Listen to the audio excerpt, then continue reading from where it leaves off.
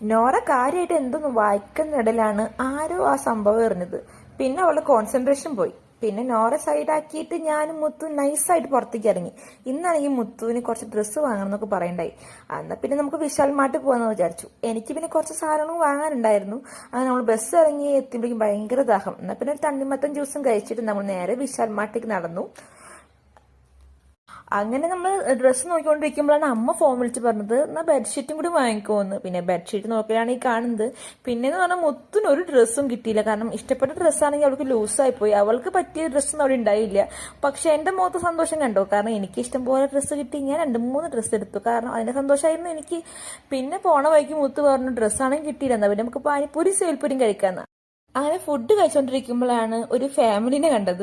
ഇതായിരുന്നു ആ ഫാമിലി. ഭാര്യയും ഭർത്താവും കുട്ടിയും. ഭർത്താവ് ഭാര്യയ്ക്കും കുട്ടിക്കും ഫുഡ് കൊടുക്കുന്നതാണ് കണ്ടത്. നല്ല രസമുണ്ടായിരുന്നു കണ്ടിരിക്കാൻ. അങ്ങനെ തിരിച്ചു പോകുമ്പോൾ ഒരു കാർഡ്ബോർഡ് കൂടി വാങ്ങി. ഈ ആഴ്ച എന്ന് പറഞ്ഞാൽ ഭയങ്കര ബിസിയാണ്. ഫുൾ മോഡലിങ്ങും അതുപോലെ തന്നെ പ്രോട്ടോടൈപ്പും ആണ്. കുറേ ഉണ്ട് വരച്ചു തീർക്കാനും ചെയ്തു തീർക്കാനും. ഇത്രയുള്ള ഇന്നത്തെ വീഡിയോ. ബൈ.